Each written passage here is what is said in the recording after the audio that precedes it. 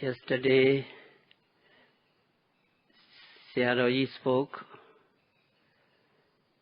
the way to sharpen the interiors. Today we have to continue the ruling faculties in meditation.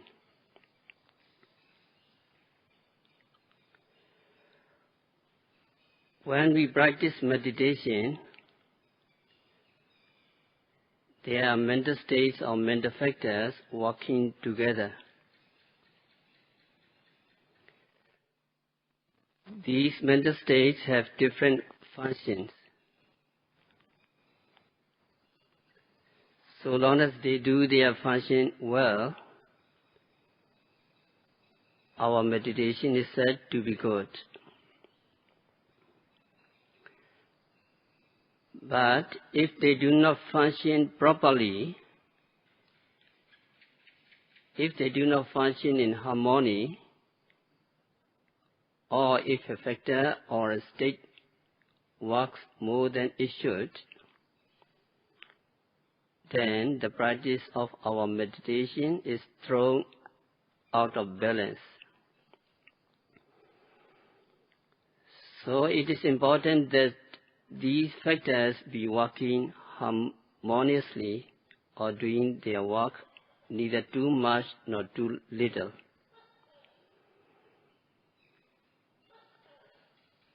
Although many mental factors or mental states are involved when we practice meditation, the most important of them are the 5 controlling factors or ruling factors. They are called controlling or ruling factors because they are predominant in their own field.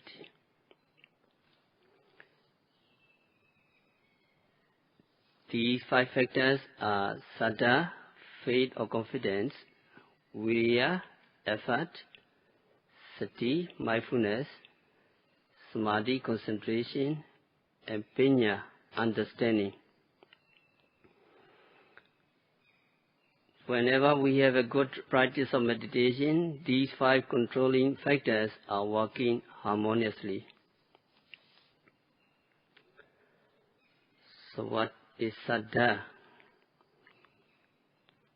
Saddha, faith means not the blind faith, but it is faith or confidence associated with understanding. Faith or confidence means confidence in the Buddha. That is, you believe that Buddha was a historical person and lived and taught in India more than 2,500 years ago, and so on. And there is confidence in the dharma or Buddha's teachings, faith in the sangha,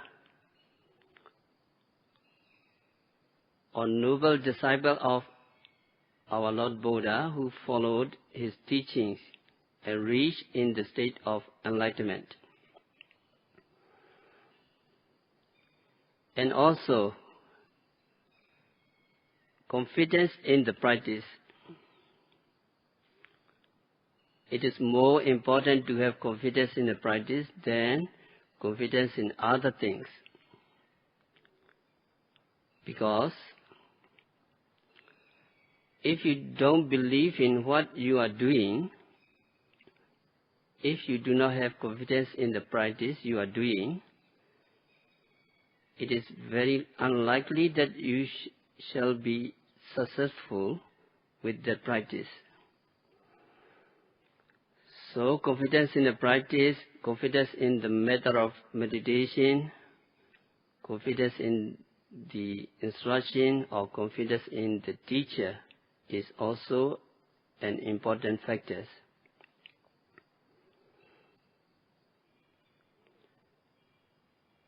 And second factor is viriya, effort.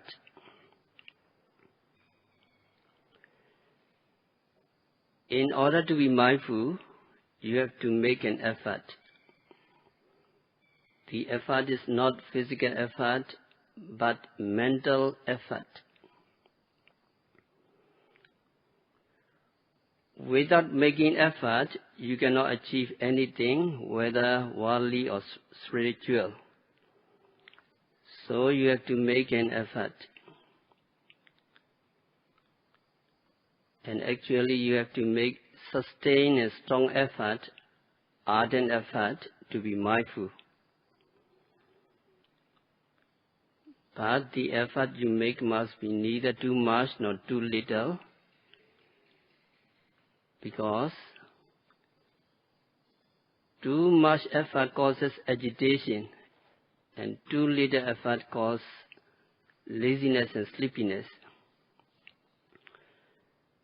So the effort must be just enough for us to be mindful, or for our mind to be on the object.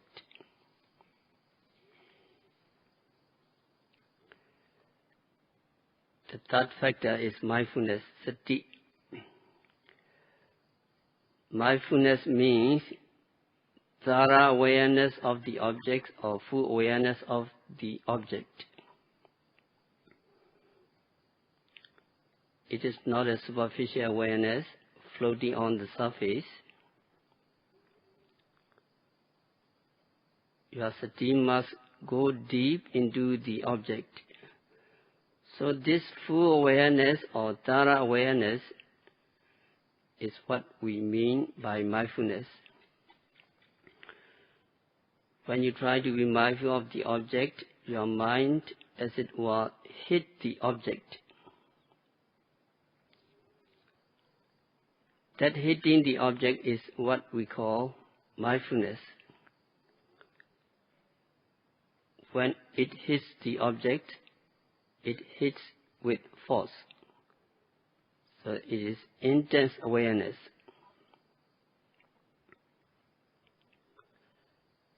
The fourth factor is concentration. The concentration means unification of mind on the object. For the mind to be on the object, concentration is a mental factor that keeps the components of mind on the object. That means that does not let the mind to be distracted to the other objects, and also that keeps the components of mind unified and coordinated. That is what we call concentration. And concentration can be achieved only through mindfulness, and mindfulness can be achieved only through effort. So these factors support each other. Mindfulness supports concentration, and mindfulness and concentration support understanding. When our mind becomes concentrated, it begins to see the true nature of things, or true nature of the object.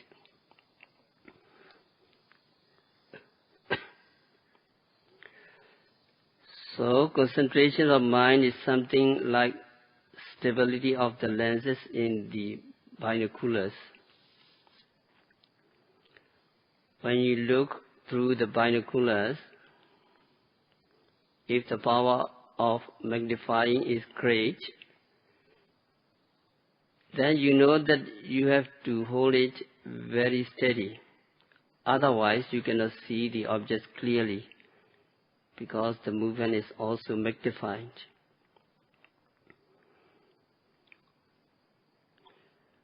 When you can keep the binocular steady or still, then you can see things clearly. In the same way, before you get enough concentration, your mind is like unstable binoculars.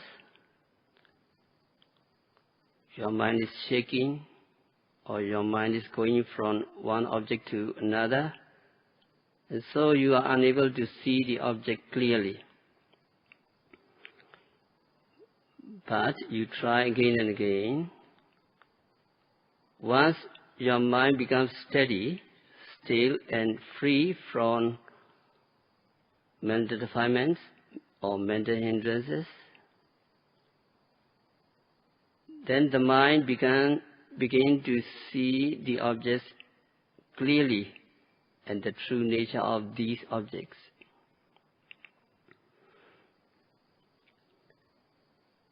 That understanding of seeing the true nature of the objects, which is the fifth of the five factors, is called understanding or knowledge or wisdom. In Pali it is pinya. And it is seeing the objects as they really are. That means seeing that these objects are impermanent, these objects are suffering, and these objects are not so. When you practice vipassana or mindfulness meditation,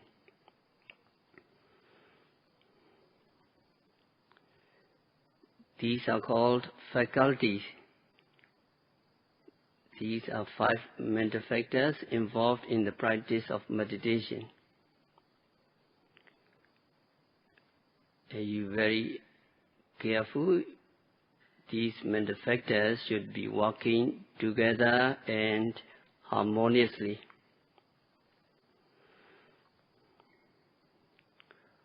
What happens when these ruling factors function too much?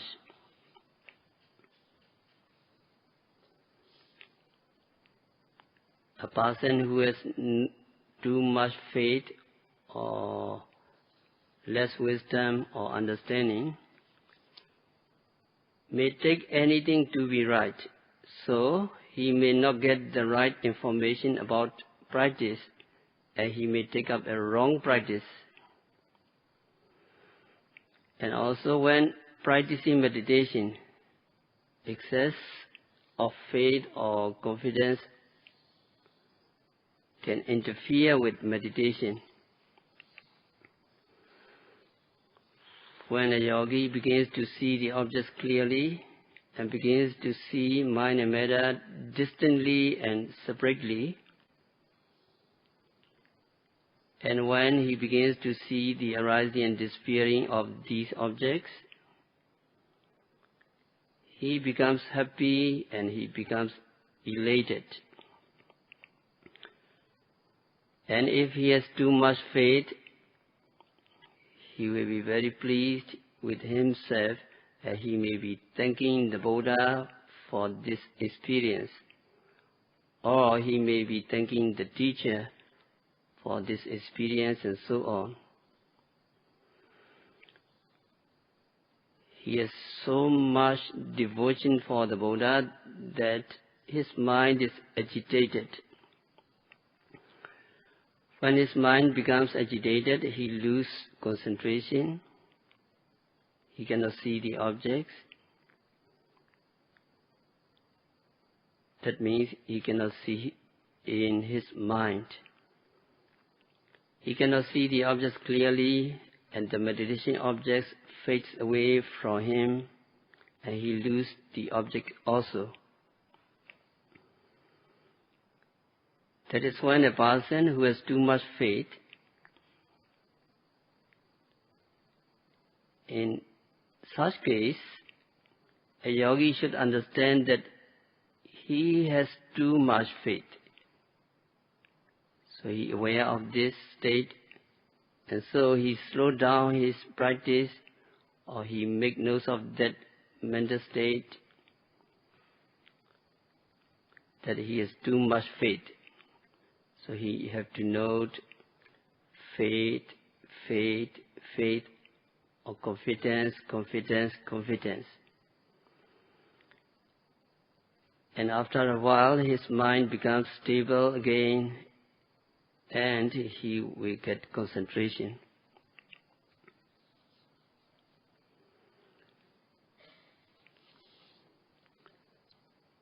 Sometimes a yogi sees the objects clearly and begins to see the arising and disappearing of mind and matter. If he is a type of those who have too much understanding, then he may be thinking about the object, whether it is mind or matter, or he may want to try watching this object, that object, and so on. Because he has so clear understanding of the objects, so his mind becomes agitated again. When mind becomes agitated, he is unable to see the objects clearly, and he loses the object, and he loses concentration, and he loses the understanding. In such cases also, a yogi has to be mindful that he has too much understanding, too much activity in his mind. So, he has to slow down. Once he slows down, his mind becomes stabilized again, and so he is able to be mindful of the object, or he is able to see the objects clearly again.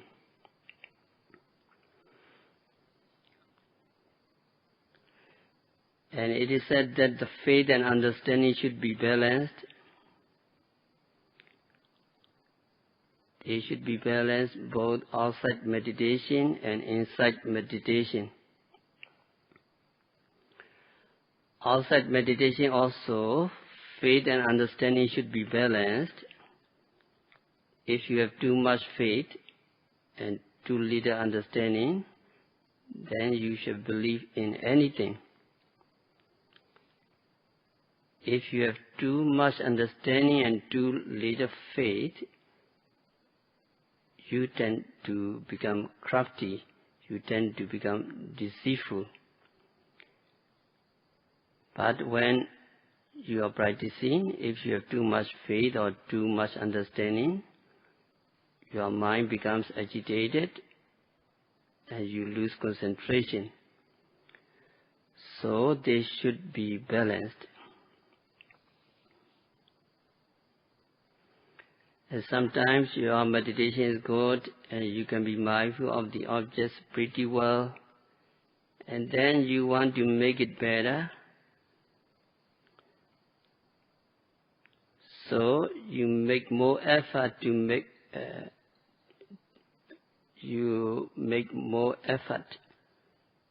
it better.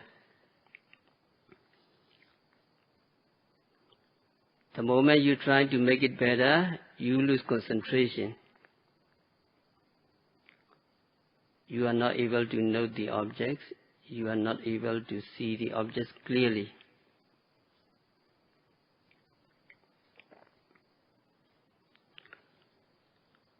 That is because you have made too much effort, more than is necessary.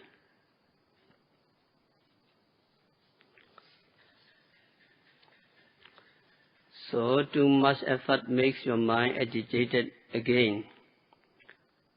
When mind is agitated, that means mind is shaking. It cannot see clearly. The agitation of mind is called shaking above the object. Shaking above the object means the mind is not properly on the object. The mind is not stuck to the object as it were. But it is a little away from the object and shaking above it or moving above it. When it is shaking or moving, you cannot see the objects clearly. So a person who has made too much effort becomes agitated and lose objects and lose concentration. When a person has too much effort, the level of concentration goes down, his concentration is weak at the time, not enough. In such cases, a yogi should slow down his practice. He has to be mindful that his effort is too much and regulate accordingly so that he sees the objects clearly again.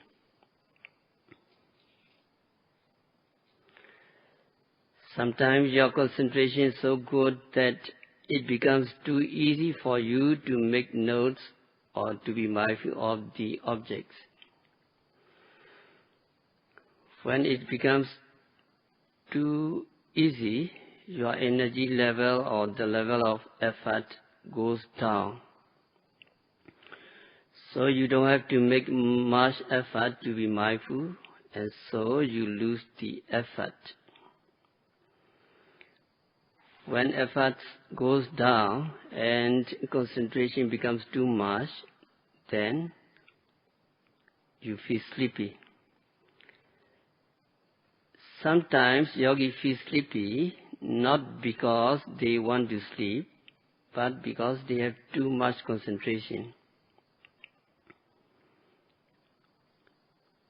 When you have such an experience, then you have to step up energy level, or you have to make more effort to be mindful, to pay closer attention to the objects, or you can add some more things to note at one time.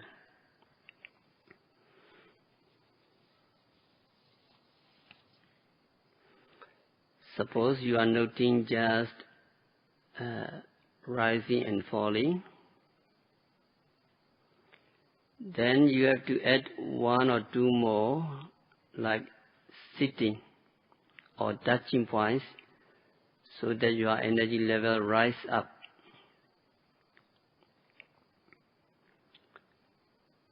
The practice of meditation is a delicate business. You have to understand whether any one of these factors are in excess. If any one of them is too much, then you have to know how to regulate them, how to adjust them.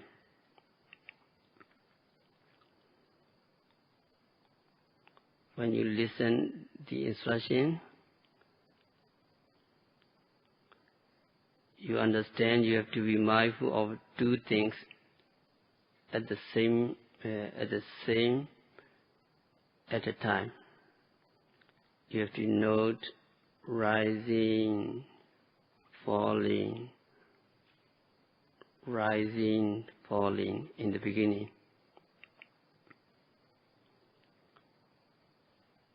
That is, in order for you to have balance of effort and concentration. If you take just one and be mindful of it, it becomes easy, and so you lose energy little by little. So you have too much concentration, and then you feel sleepy and you cannot meditate. If you have to make notes of 3, 4, or 5 things, that is in the beginning, rising, falling, sitting, touching, hearing, etc. When your concentration and understanding are not yet strong, you become agitated. Because you have to do too much work. When you become agitated still, you lose concentration.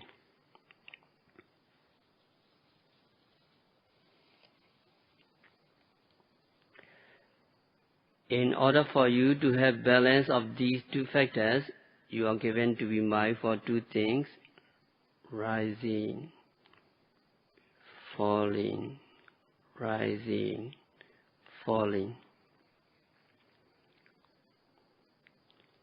And also you are given to practice walking meditation and sitting meditation alternately. If you walk too much, you make more effort, so the effort becomes too much. That is why walking for 1 hour is a standard practice.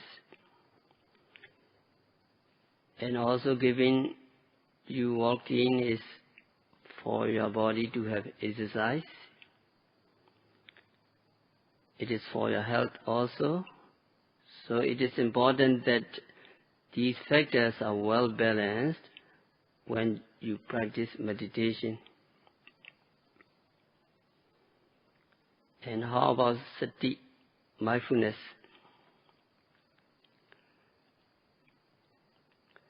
Mindfulness, the main mental factors.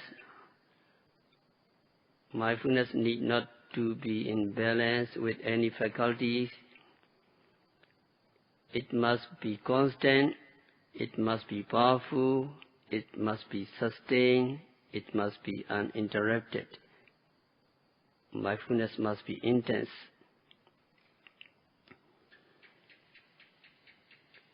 It is said that mindfulness is required everywhere.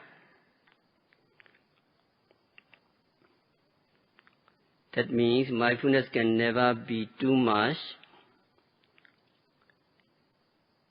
It may be too little, but it can never be too much. You may have noticed that mindfulness is required in keeping them in balance.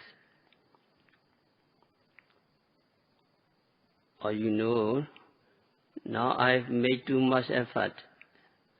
And then you may be making notes of too much effort, something like that, or too much concentration, and so on. Or with this mindfulness, you can regulate the balance of the factors. Mindfulness is said to be regulating factor among the 5 mental faculties.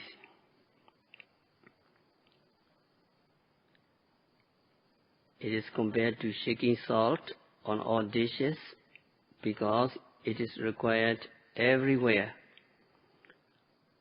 Or it is compared to a prime minister who did all the work for the king.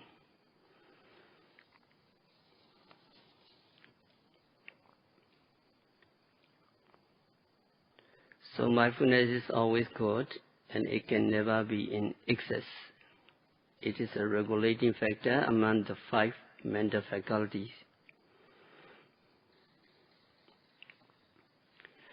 Actually, there is another mental factor that regulates the balance of these factors. That is equanimity, upekkha. Equanimity is one of the 7 factors of enlightenment.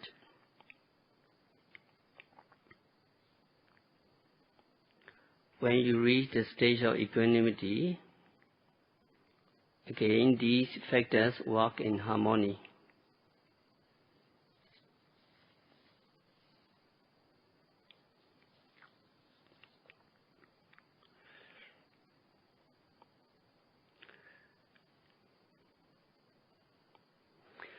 So long as these factors work in harmony, your meditation is good. And you will get concentration and penetration into the true nature of things. When you practice meditation, be aware of excess of faith or understanding or effort or concentration. If they are not balanced, you cannot meditate, or your concentration is not good. You cannot get concentration or understanding of the true nature of things. So these 5 factors, especially the 4 factors, should be balanced when we practice meditation. And it is for this purpose that we note only things at a time, not more or not fewer. And also we alternate sitting and walking so that we do not have too much energy or too much concentration.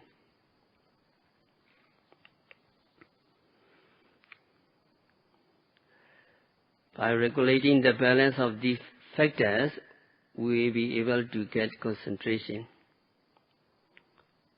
With the help of concentration, we will be able to see the true nature of the objects we observe.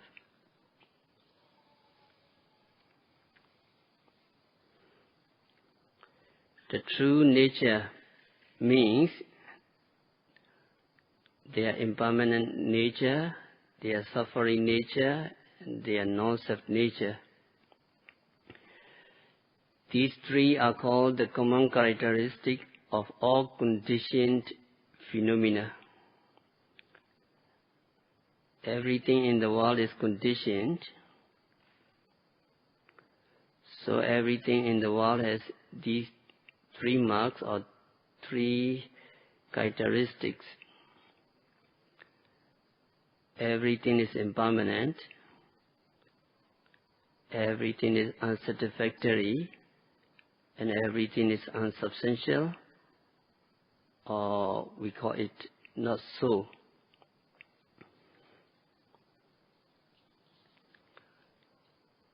The impermanent nature we try to see through vipassana meditation is a deeper understanding of the impermanence, not the superficial understanding. Suppose you drop a cup and it breaks, you say it is impermanent. That understanding of impermanence is very shallow. That understanding cannot help us to get wearied with the five aggregates, and so it cannot lead us to ultimately enlightenment. What we need to see is the moment to moment of the impermanence. What do you think? The cup was permanent before it breaks. Whether it breaks or whether it doesn't break, it is impermanent. Every moment, actually, the material particles in the cup are changing. Changing means one particle disappears and then another particle arises in its place. When we say change,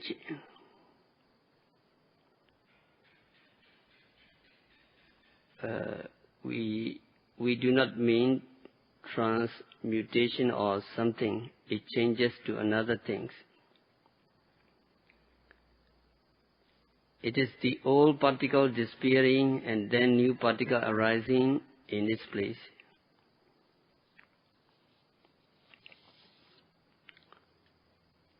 It may be the same kinds of particle or may be identical, but one disappears and another takes its place.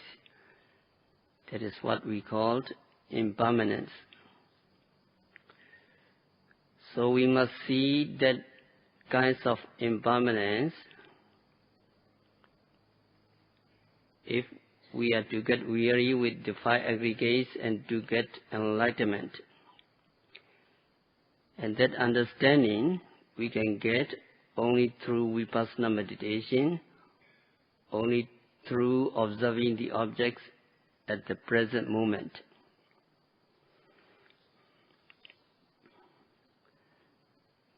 That is what we do when we practice meditation.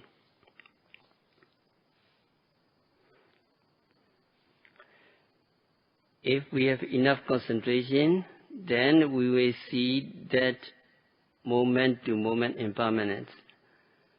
When you see the moment-to-moment impermanence, you also see the unsatisfactory nature of things. That things are constantly oppressed by arising and disappearing, arising and disappearing, coming and going, coming and going.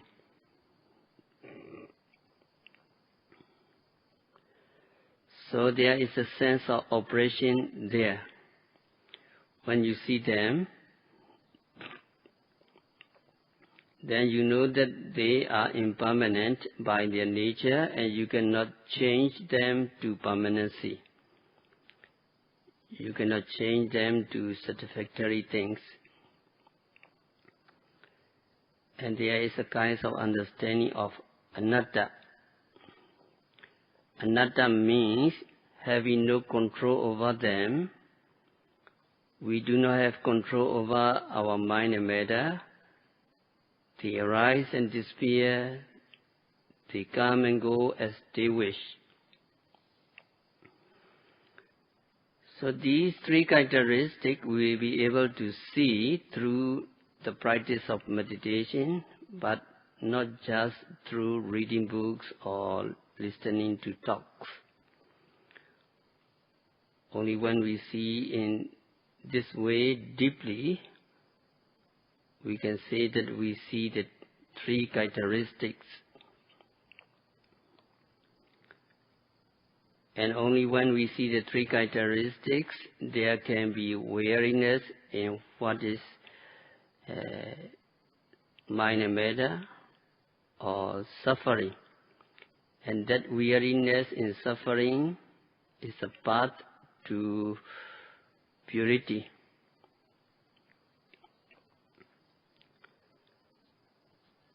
So to reach the path of purity, Sayadaw have been talking 9 ways to sharpen the indriyas. So there are some aphorisms expounded by Master Sayadaw. Please look at the paper. 9 ways to sharpen the indriyas, the ruling factors of faith, courageous effort, mindfulness, concentration, and wisdom.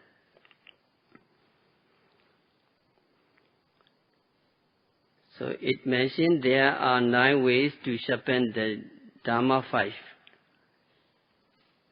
Dharma 5 means saddha, viriya, sati, samadhi, and panya. Ruling factors or controlling factors. So the first one is every time there's mind and matter, you have to watch to see it rise and pass. You have to watch the mind and matter correctly. As soon as you watch, it disappears. As soon as you hear, it disappears.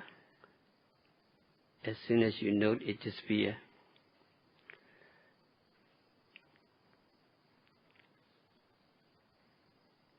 And observation must be done with true respect and care. Our teachers are always reminding, when you practice, you have to practice resourcefully and meticulously. It is very important in the practice of meditation. As some yogis are looking here and there, as some looking, as some are resting and stopping, and they are taking breaks. So if you have a break, the concentration cannot be continuous and mindfulness cannot be continuous. So your practice must be continuous.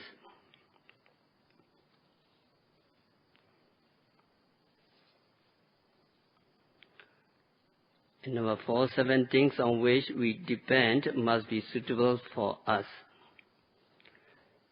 So 7 suitability, Sayadaw has expounded.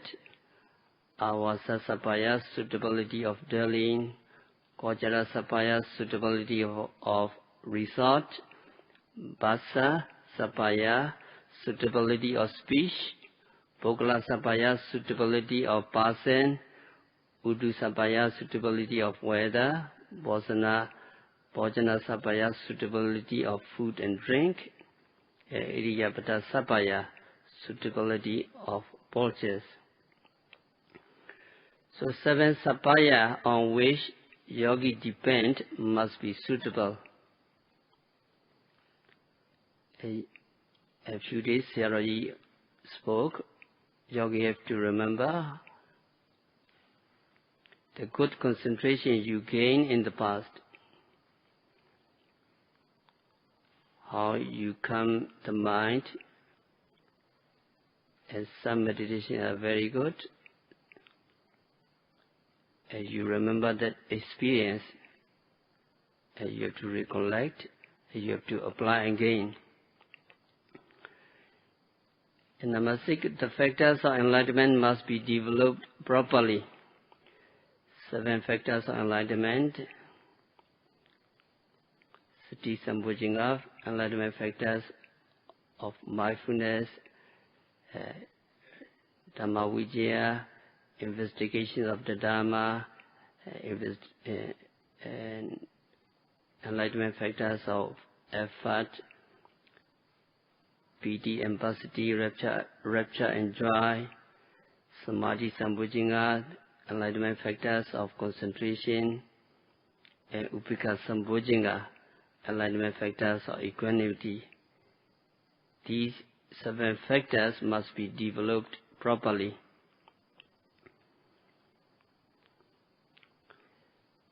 And you should not worry about your life and limb. So you must have very courageous energy in the practice.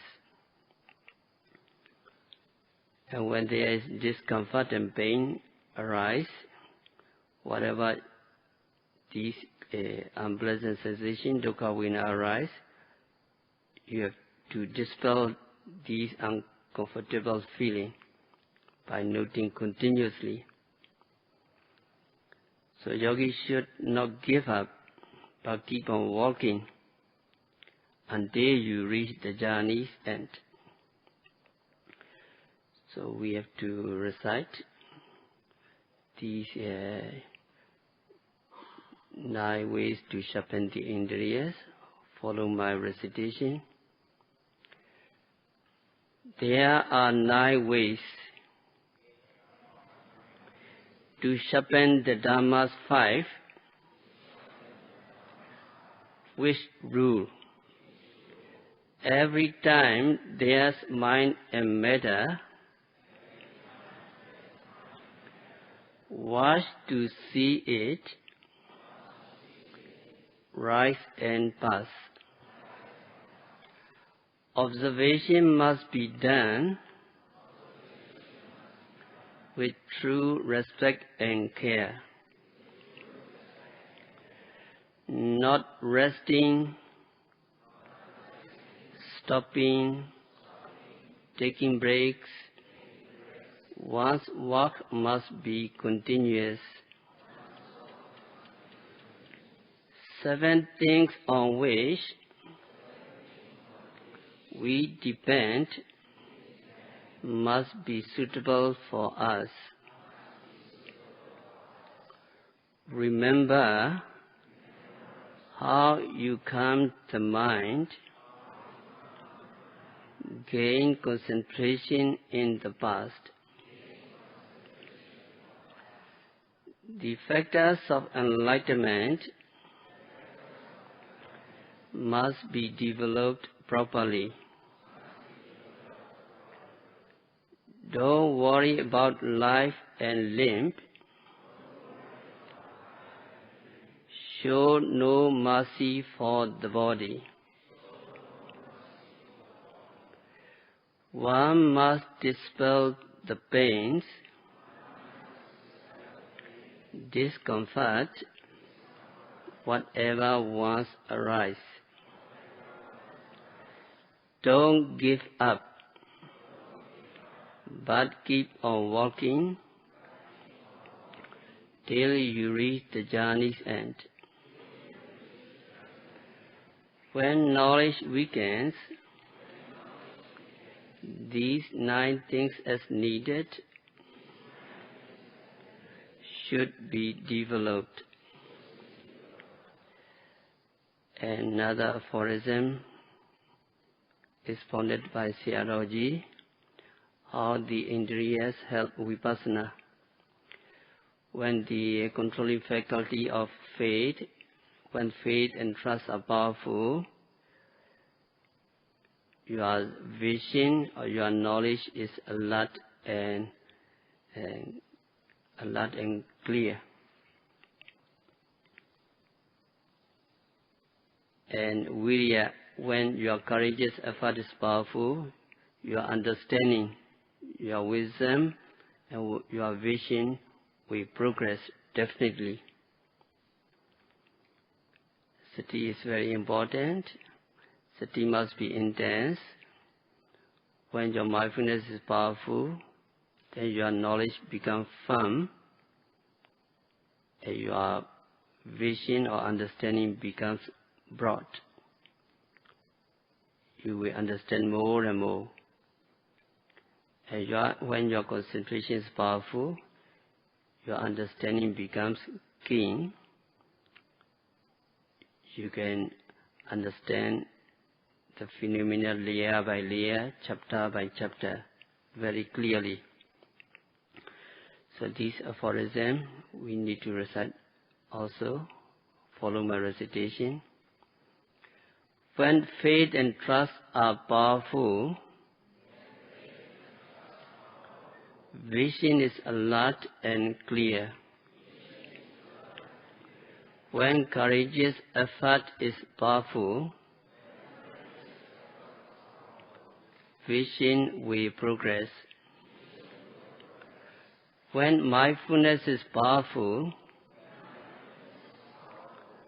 then vision becomes firm. When mindfulness is powerful, then vision becomes broad. When concentration is powerful, vision becomes keen. So these guidelines we need to understand. So Sayadaw is always encouraging to yogis having progress. So we have to stop our discourse for today by practicing Satipatthana Vipassana meditation, by observing every phenomena occurring at the six doors, by noting, sitting, walking, standing, lying, stretching, bending, continuously and meticulously. May all yogis be free from all suffering.